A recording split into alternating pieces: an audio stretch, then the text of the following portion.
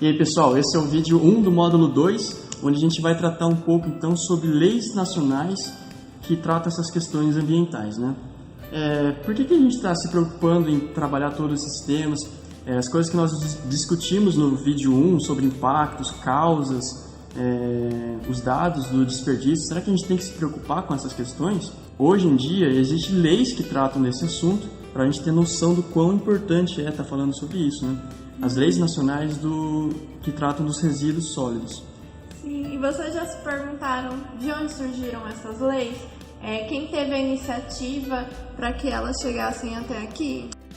Na realidade, a questão ambiental é uma preocupação mundial.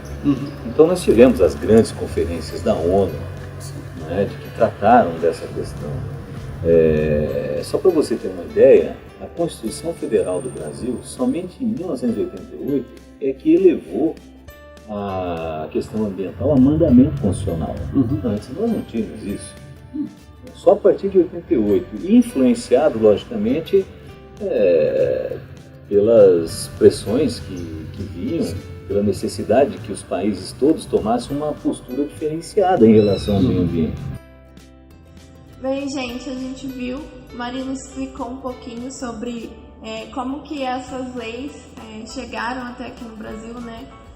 Esse debate. E como será que a gente está hoje, depois de todo esse tempo, nesse quesito? Como será que se desenvolveram essas leis e chegaram até onde nós estamos? É que você falou das leis. O Brasil é um país que possui um arcabouço legislativo, jurídico do meio ambiente muito bom. É assim reconhecido no mundo todo como um país que tem leis ambientais importantíssimas. O problema é que as leis, elas têm que ser cumpridas, elas existem para que sejam cumpridas. Infelizmente, a gente não cumpre. A gente que eu falo, de um modo geral, às vezes no dia a dia mesmo a gente não percebe, mas a gente acaba cometendo algumas irregularidades. Em sala de aula, por exemplo, eu tiro muito sarro dos meus alunos, porque em alguns eles vão com seu lanche, seu refrigerante, aquela coisa toda, e alguns acabam esquecendo de destinar aquele lixo que ele produziu na lixeira e deixa lá. Mas aí, professor, esqueci e tal. É desse jeito. Então a gente também, a vida entra um pouco acelerada. Então a gente esquece um pouquinho que pequenas atitudes podem ser fundamentais no processo. Ou seja, se eu gero aquele lixo, eu tenho que destinar corretamente aquele lixo. Isso provém de uma lei que é a Política Nacional de Resíduos Sólidos. Ela responde positivamente à Política Nacional do Meio Ambiente, que responde positivamente à Constituição Federal. A Constituição Federal é a nossa lei suprema e todas as outras têm que estar em conformidade a ela.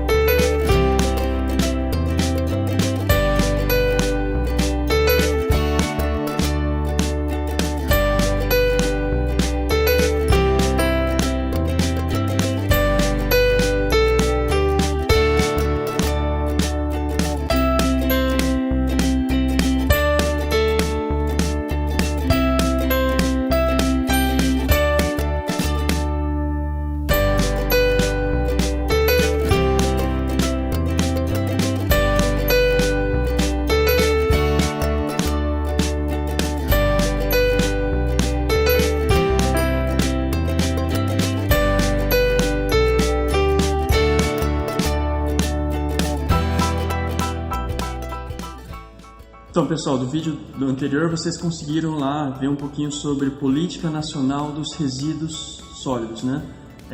Essa política, ela está então, como o Marino falou, dentro da Política Nacional do Meio Ambiente, que foi uma política criada pela Constituição Federal de 88, tá?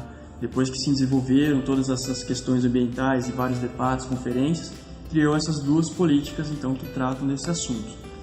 E aí tem um artigo da Política Nacional dos Resíduos Sólidos que fala sobre uma ordem de prioridade que nós devemos seguir no desenvolvimento das nossas atividades, né? Essa ordem de prioridade seria a não geração dos resíduos. Então, se tem alguma atividade que nós podemos fazer sem estar gerando resíduos, vamos seguir por essas atividades. e tentar fazer o máximo para não gerar resíduo. Mas se mesmo assim teve a necessidade de se gerar algum resíduo, então a segunda ordem de prioridade diz para a gente reduzir o máximo possível desses resíduos, fazer o máximo de esforço para não gerar mais resíduos, né? E aí a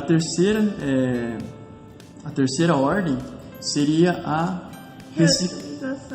reutilização dos resíduos. E por quê? Se foi gerado então resíduo e não foi possível reduzir mais, vamos então reutilizá-los e aproveitá-los para que não precise retirar mais recursos da natureza, né? Reutilizar esses que já foram gerados. E a quarta ordem de prioridade seria a reciclagem.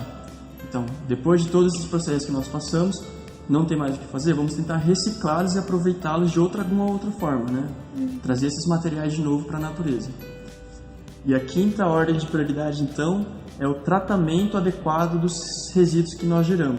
A gente não pode simplesmente jogá-los, a gente tem que dar um tratamento adequado, se for produto químico, um cuidado maior ainda, mas mesmo compostos orgânicos, compostos, né, de plástico, vidro, eles têm que passar por um tratamento antes de ser jogado em qualquer outro lugar. E aí tem a sexta ordem de prioridade ainda, que depois desses tratamentos feitos, nós temos que dispô-los em algum lugar adequado. A gente não pode jogar em qualquer lugar, no rio, por exemplo. A gente tem que ter um lugar planejado, estruturado, para não agredir o meio ambiente, para não agredir a sociedade que está tanto no meio ali perto desses locais, quanto a sociedade como geral, porque, por exemplo, os rios podem ser contaminados e aí vai contaminar a gente. Então a gente tem que ter um planejamento correto também.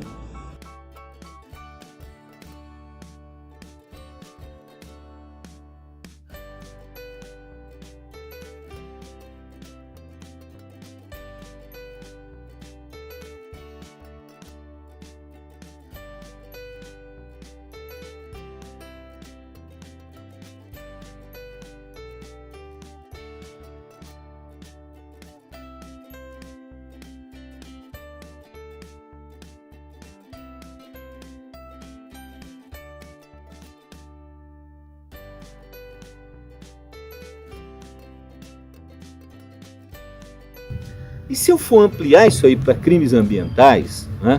Poluição de rio, poluição do solo, desmatamento, queimadas, se eu for colocar tudo isso, tráfico de animais silvestres, enfim, toda uma gama de crimes ambientais, todas essas figuras tipificadas como crime, está na lei de crimes ambientais.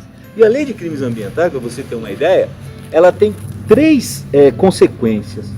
Primeira consequência no plano criminal. Se você comete um crime ambiental, você sabe que você pode responder criminalmente na área penal. E dependendo da gravidade, pode ser até preso. Não é?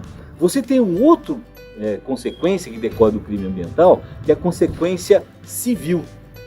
A consequência civil é o seguinte: você destruiu, você tem que reparar. Você entendeu? Então, se eu desmatei, eu tenho que ir lá replantar lá, tenho que reconstituir aquela área. Se eu poluir, eu tenho que despoluir. Então, ela também tem esse no plano civil. E quando não dá para você fazer, porque aquele ambiente não se reconstrói mais, então aí você se vê obrigado a pagar por isso. E a terceira consequência é o plano administrativo. Né? Então, às vezes, eu recebo uma multa administrativa. Essa multa pode ser em dinheiro, ela varia de R$50 a 50 milhões de reais, dependendo da gravidade. Quer dizer, eu posso ter obras embargadas, eu posso ter um monte de coisa. Então, se eu pensar assim, poxa vida, se eu for cometer um crime ambiental, eu vou responder em 3 esferas? Vai. Mas mesmo assim, se você analisar, o rigor da lei, mesmo assim, não é capaz de mudar o comportamento das pessoas, porque as pessoas continuam cometendo crime. Então eu penso que de nada adianta a gente ter um baita de um sistema jurídico legislativo se nós, eu, você, aqueles que estão com a gente aqui, não tiver a consciência de que eu tenho que mudar meus hábitos. Desde as pequenas coisas. Por exemplo, aquele que eu te dei, o exemplo da geração de lixo. Não comprar animais fruto do tráfico. Entendeu? Respeitar a natureza, não tirar as árvores, enfim, você pode ter um plano de manejo, você tem várias situações. E você pode, logicamente, escolher o alimento que você deseja. Mas se você quer um alimento bom, sem veneno, um alimento que não seja decorrente da transgenia, você tem essa consciência, você é livre, meu amigo. Você tem essa consciência. Você nós somos, considerado esse Homo sapiens. Por quê? Porque nós temos a consciência. Agora, cabe a nós decidirmos. E Boff tem uma palavra forte, né? Ele tem uma frase forte. Cabe a nós decidirmos. Se nós queremos ser o anjo bom protetor da natureza e das pessoas, ou se a gente quer ser o grande Satã. A gente decide. Boff é enfático nesse sentido. Né?